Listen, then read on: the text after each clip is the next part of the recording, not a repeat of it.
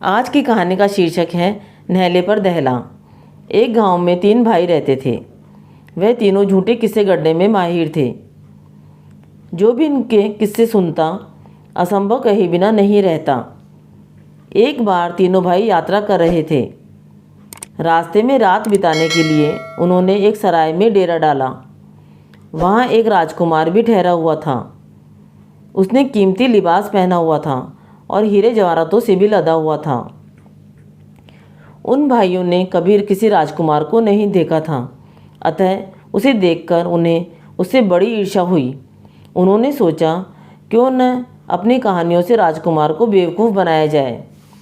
उन लोगों ने मिलकर राजकुमार को घेरा और कहा, क्यों न हम लोग एक एक कहानी सुनाकर शाम बिताएं।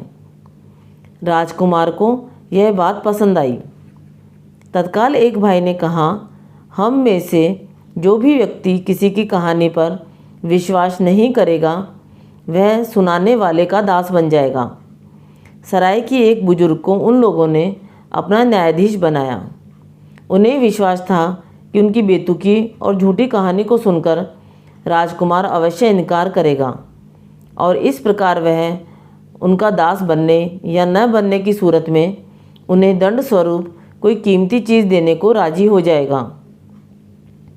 सराय में ठहरे अन्य लोग भी उनके इर्द गिर्द बैठ गए। सबसे बड़ा भाई उठा और उसने अपनी कहानी आरंभ की। जब मैं छोटा था, एक दिन चोर सिपाही खेलते हुए एक ऊंचे पेड़ पर चढ़कर छुप गया। मेरे भाई मुझे ढूंढते रहे। इस प्रकार शाम हो गई। वे लोग थककर घर चले गए। तब मैंने नीचे उतरने की सोची, पर अंधेरा फैल चुका था और पेड़ काफ़ी ऊंचा था। मुझे खतरे का आभास हुआ, पर मुझे पता था कि रस्सी के सहारे नीचे उतरा जा सकता है। इसलिए मैं गया और निकटवर्ती झोपड़ी से एक रस्सी ली और उसके सहारे सुरक्षापूर्वक नीचे उतरा और घर का रास्ता लिया। इस बेतुकी कहानी को सुनकर राजकुमार ने कुछ नहीं कहा और मुस्कुराकर दूसरे भाई की कहानी सुनने के लिए तैयार हो गया। उन भाइयों को बड़ा आश्चर्य हुआ कि राजकुमार ने बड़े भाई की ऊल जलूल कहानी का विश्वास कैसे कर लिया। अब दूसरे भाई ने कहानी आरंभ की। उस दिन जब बड़ा भाई हम लोगों से छुपकर पेड़ पर बैठा था और हम इसे ढूंढते फिर रहे थे, तो मैंने झाड़ियों में कुछ सरसराहट सुनी। मैं समझ गया भाई वहाँ छुपा हुआ है। मैं उस ओर लपका, पर झाड़ी से एक खतरनाक भूखा शेर प्रकट हुआ। उसने अपना जबड़ा खोला ही था कि मैं एक छलांग में उसके पेट के अंदर पहुंच गया। मैंने इतनी तेज़ी से वह सब किया कि शेर मुझे चबा न सका। इधर मैंने शेर के पेट में ऐसी धमाचौकड़ी मचाई कि शेर पेट दर्द से तड़प उठा और उसने मुझे इतनी ताकत से उगल फेंका कि मैं 100 कोस दूर अपने गांव के बीच में आकर गिरा। मैं धूल झाड़ते हुए खड़ा हो गया।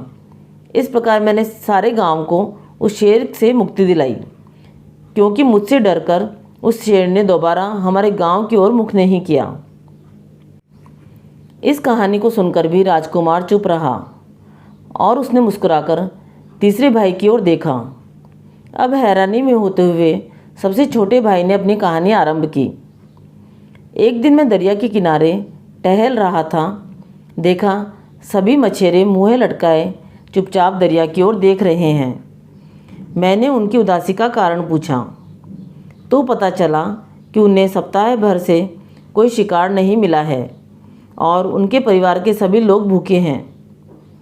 मैंने उनकी मदद करने की ठानी और कारण मालूम करने के लिए दरिया में कूद पड़ा। कुछ ही दूर गया था कि देखा एक दैत्याकार मछली ने अधिकांश मछलियों को समाप्त कर दिया है और कुछ उसके डर से नीचे तह में छुपती फिर रही हैं। मैंने तत्काल एक मछली का रूप धारण किया और उस दैत्याकार मछली की ओर बढ़ा। वह मेरा पीछा करती करती किनारे पे आ गई, जहाँ सभी मछेरे हथियार लिए उसकी प्रतीक्षा में थे। सभी ने मिलकर हमला किया और दैत्याकार मछली को मार डाला।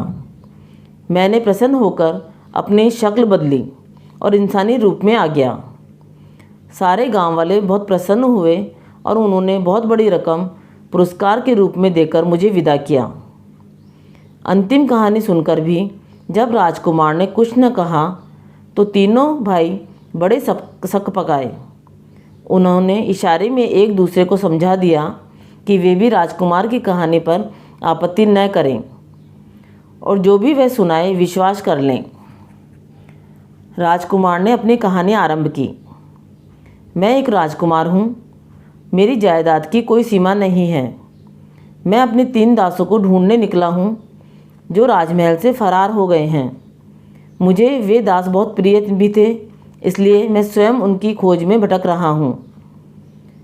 मैं एक प्रकार से निराश ही हो चुका था कि आज अचानक तीनों से मुठभेड़ हो गई। अब मेरी खोज समाप्त हुई क्योंकि मुझे मेरे खोए हुए वे दास मिल गए हैं। और जानते हो कि वे दास कौन हैं? तुम तीनों। राजकुमार की बात सुनकर तीनों भाई जड़वत रह गए। वह बुरी तरह से फंस गए थे। अगर इनकार करते हैं तो भी वे बाजी हारकर दास माने जाएंगे। वे लोग राजकुमार की चालाकी से बहुत घबरा गए। तब उनके न्यायाधीश ने निर्णय सुनाया कि तीनों भाई बाजी हार गए हैं और वे लोग राजकुमार के दास बन जाएं।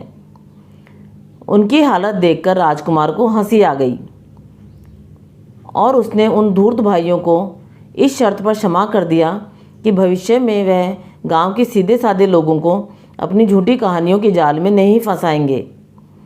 तीनों ने वचन दिया और कसम खाकर अपने प्राण बचाए। उस दिन के बाद किसी ने उन भाइयों को झूठी कहानी सुनाते नहीं सुना। आपको ये कहानी पसंद आई तो कहानी को लाइक व शेयर करें। कहानी सुनने के लिए धन्यवाद।